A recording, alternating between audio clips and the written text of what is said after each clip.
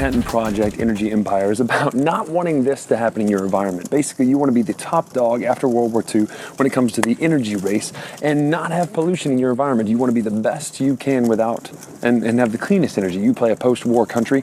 There's tons to choose from, and you fight to the bitter end in a worker placement style game which has some unique twists and turns.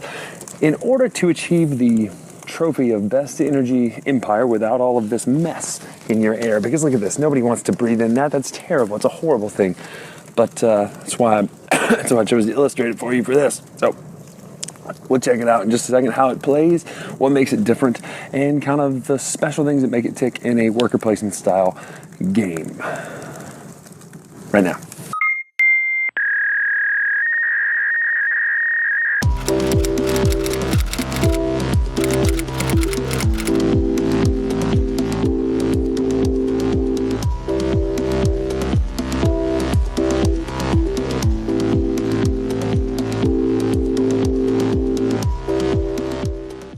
So before we go any further in this review, I'd like to give a disclaimer ahead of time.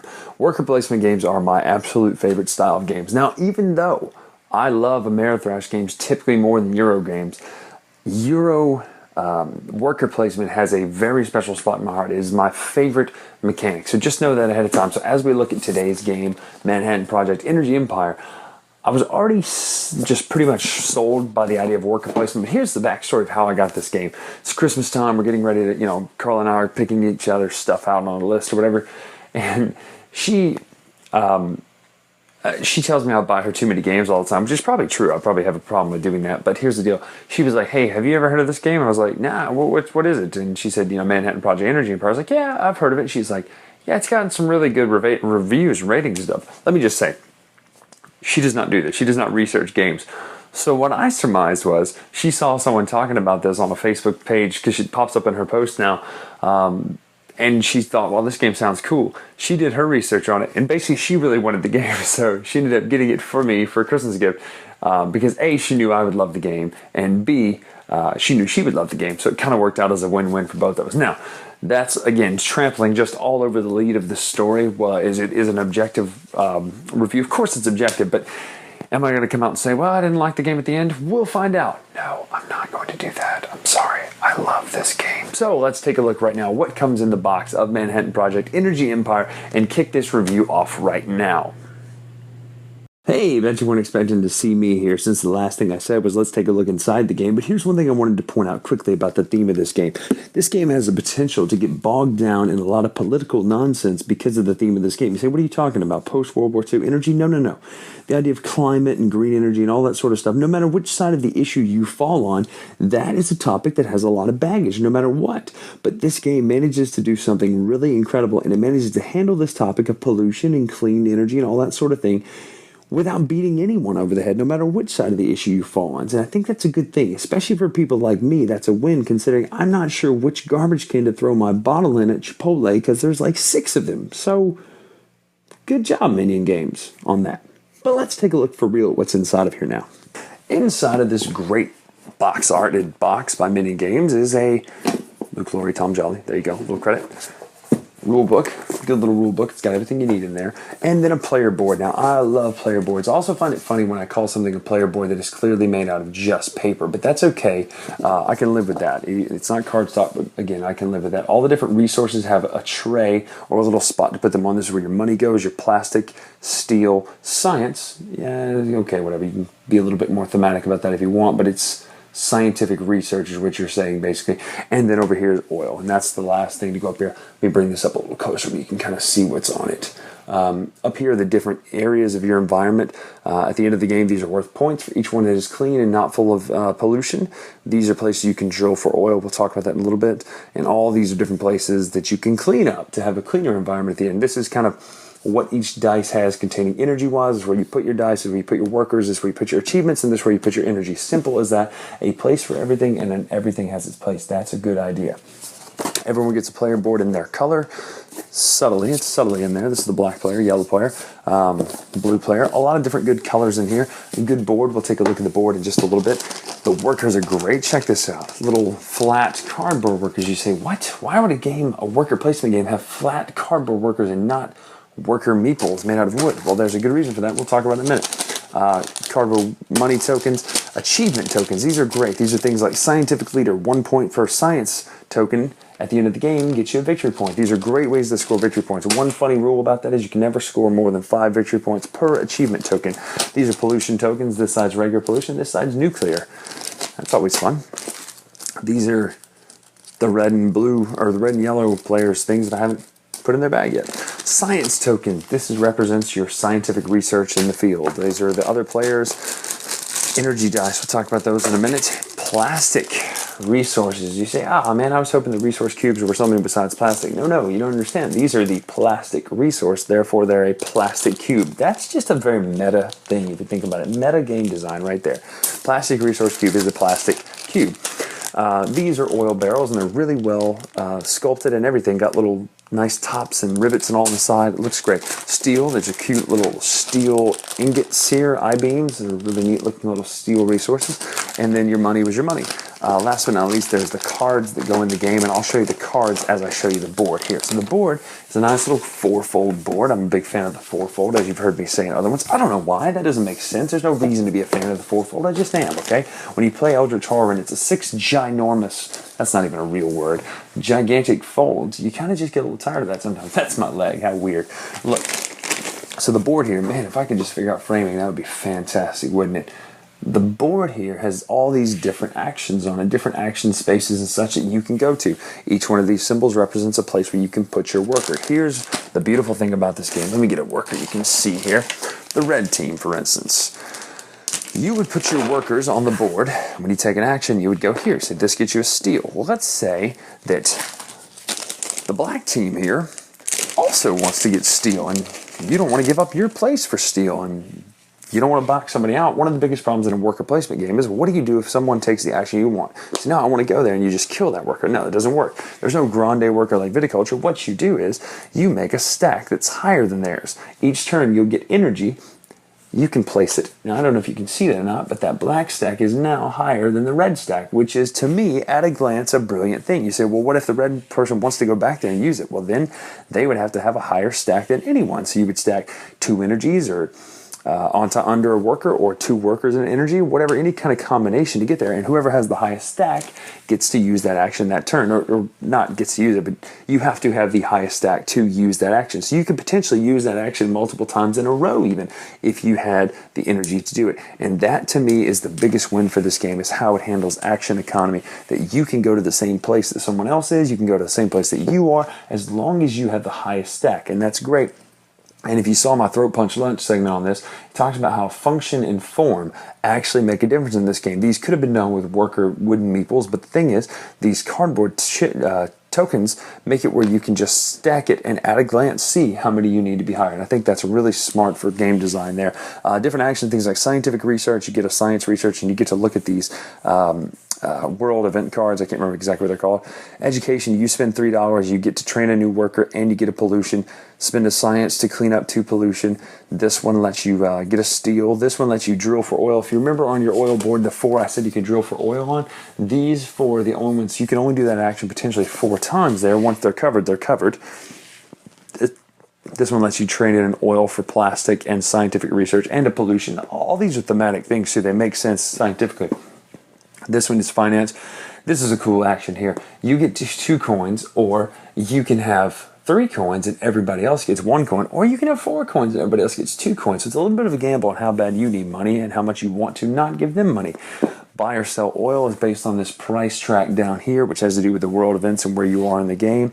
You basically can sell or buy 3 barrels of oil for whatever this price is down here. Trade, it's two coins for any of these 3 resources, or a science. Just the only thing that can't be traded basically is oil right there. Up here, these empty spaces are where the game really gets quite meaty and interesting. So you would flip these, you would shuffle these up, and you would populate the board with these different buildings, or different structures, excuse me. They'll each go in this spot up here.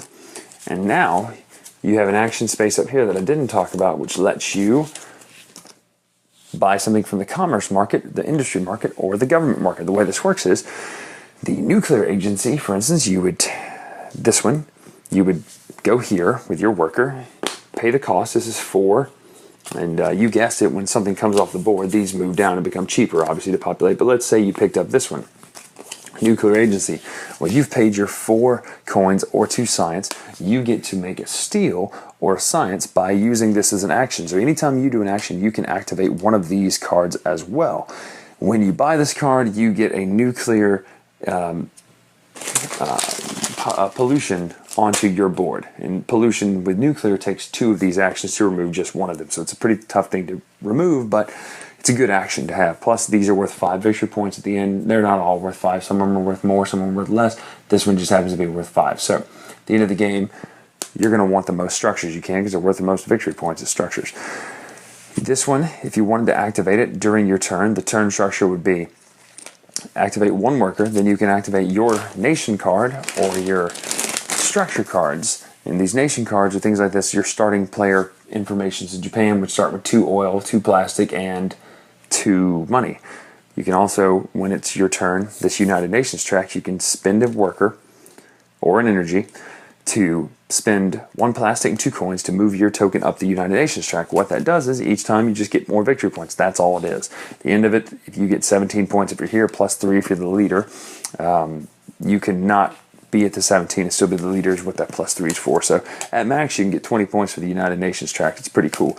These world event cards are the things. We'll talk about that in a minute. But anyway, back to what I was saying. Flow of actions goes, you activate an action out here, then you can activate either one of either any of your structures, it says, or your these as well, your United Nations card. Now, once you have a worker on it, obviously that worker's out there until you call everybody back. The interesting thing about this turn structure is there's no rounds per se, that just play goes, and each turn you can continue putting workers out, or when you're out of workers, you just recall everyone. When you recall everybody, if you still have 2 tokens on your board, whether they're 2 workers or worker and energy or vice versa, you can get one of these achievements down here. You put 3 of these achievement tokens out here, and that's where you get these great things like the science one I was telling you about earlier. You can ever only have 5 of those, and that's how you get points. That's really the way you get points, is by continuing to take these structures for the points they give you.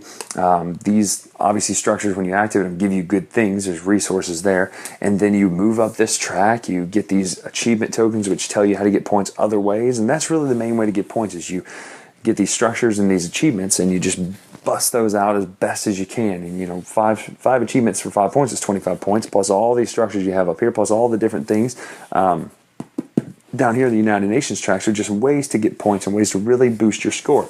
At the end of the game, this is worth 1 point for every clean space you have. So that's, 5 and 3 is 15 points here. Plus, if this column's empty, you get a point. If this column's empty, you get 2 points. If this column's empty, you get 3 points. So it's 15 to 6 to 21 points at the end of the game if all of this is clear. It's going to be hard to clear if you've done any kind of drilling for oil, but you know, for the most part, you can still get a whole lot of points from that. These cards I was telling you about, you'll lay down 3 of them here, of the green, and 3 of the red over here, or the pink, whatever you want to call it. You will place a certain amount of pollution tokens per player. It's a player count thing on top of these spaces. And each time you take a pollution, like one of these cards up here said take a pollution, you put it on your board. You take it from down here, from this stack. Once this one is empty, you'll flip up the card. So this one, for instance, is automation. Beginning with the active player, each player may discard 1 worker. Each player that does so gains 3 victory points and 1 energy die, choosing nuclear or coal. So I didn't explain what the dice do. So the dice are very interesting. If you want more actions, you need energy, basically. You know, that's how you do more things in this game, is by having the most energy. Because if you just have workers, at max you can have, I think, let's see, there's 2, 4, 6 workers. That's not enough. You need these energy dice. So each time when you call your workers back, you also roll these energy dice. So you get these by going to this action here, which is power plant, and you cash in certain resources for these dice. The brown dice are temporary. They are oil. That you're refining oil, and you do that in that intermediate turn as well. I think I've got that on the back here. So these are the kind of player order, how the turns work. In this turn, you'll claim achievements if you have 2 things left. Return all your workers to the board. Refine oil. This is where you can trade in a barrel of oil for a temporary brown dice. Now, the point of these dice is you'll roll, obviously, that's what dice are for, but you'll roll these dice. Let's say that you have these. I'll explain what they do in a minute. On your turn. So the way that you look at this is there's 2 here, 3 here, 2 here, and 1 here. So that's, what is that, 7 to 8. 8 energy right there. So you're going to get 8 energy no matter what. Then you look at these numbers on the dice. So up here is a 6, a 3, a 1, and a 4. You'll notice that this has a pollution symbol, and a nuclear symbol. You think, oh man, that's a horrible roll. It's not. This is actually a fantastic roll because you go by the highest number. So this is a 6. Up here in the top of this blue dice is nothing. There's no pollution. The highest number is the one you go with. So had this been a 6 and this been a 4, this is one you'd go with. You would still get all the energy no matter what, but you would take the pollution of the highest dice. So that's basically the gist of how this game plays. All the different wonderful things are out there. You know how to play this with what I've just told you, but basically, let's take a look back and see what we think about the game and how it really fares when it comes to other worker placement games and how it stacks up. So as I said in the second or third intro of this video, I love worker placement games. You can probably tell by some of the ones on the shelf behind me there. Caverna is a great game. Agricola is a great game. Le Havre is technically not a worker placement game, although it's got most of the aspects. Scythe, if you really want to be technical, has a lot of the aspects too. But true worker placement games are some of my favorite games, period. You know, I just love them. I love the idea of, I want to go here and do this action. Well, crud, I need to do that action as well. Well, I need to get my engine going. That's what I really love about worker placement games. They're typical engine building games in which you're rewarded for getting this system going, and it runs smoothly. And the beautiful thing about this game is it has that thing where you don't necessarily know who's going to win at the end of the game. Again, Kingsburg, you're a big problem with this. You know who's going to win in the end of Kingsburg. I love Kingsburg. My wife loves Kingsburg, but it's one of those things that's an issue. This one, you're not, so you don't know. But what's great about this game is it just feels fun to play.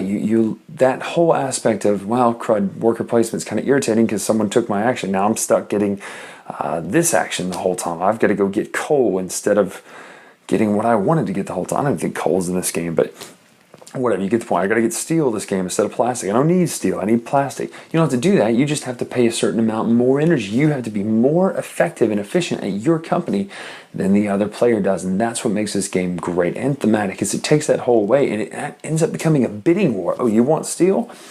Here's what you can do. You can actually drive the action cost up for steel. If you know someone else really needs it, an action for, say, let's say the one that gives steel, you, on your first move, can put your worker plus 2 energies and make that stack 3 tall. Where if someone who needs to go there, then they have to pay 4 to get there, which is why buildings are so important. Then you can start bypassing the regular action on the board and use your buildings that let you, your structures that let you do those things anyway. So all in all, wrapping this thing up, Energy Empire is a fantastic worker placement game. It's not hard to learn. It doesn't have these complex systems. The actions are easy. Nothing really translates into, well, this can become this and become this. If you flip this card and do this top, it's super easy. It has some spatial aspects too when it comes to keeping your environment clean. I highly recommend Energy Empire. I'd give it a 9. I know that's pretty much what I always give everything I really like, but I'd give it a 9. Out of 10, just because it's such a great game. Two smokestacks up, if you will, to take the Mr. Vassal's rating system. But it's great. 9 stacks of clean coal out of 10 is what it is, because it's just fun. You should get it. You should definitely try this game. It's quick to learn, quick to play. It really does play quick, by the way. You can get this thing knocked out in an hour. And that's saying a lot for a worker placement game. Plus, great solo mode. It's a really good solo mode. So if you want to challenge a brain buster, play Energy Empire solo or play with some friends. So that's all for this review on the latest retro. Check out more at the Dice Tower. Thanks for watching. We'll see you next time. Make sure to follow us on Twitter and all that jazz that I probably already mentioned. So much for watching the Dice Tower videos. Find more great videos and reviews, as well as our top-rated audio podcast at Dicetower.com. You can also find other great shows at Dicetowernetwork.com. I'm Eric Summerer, and you've been watching The Dice Tower. The Dice Tower is sponsored by Cool Stuff Inc., where you can find great games for great prices. Cool stuff in stock. Check them out at CoolStuffInc.com.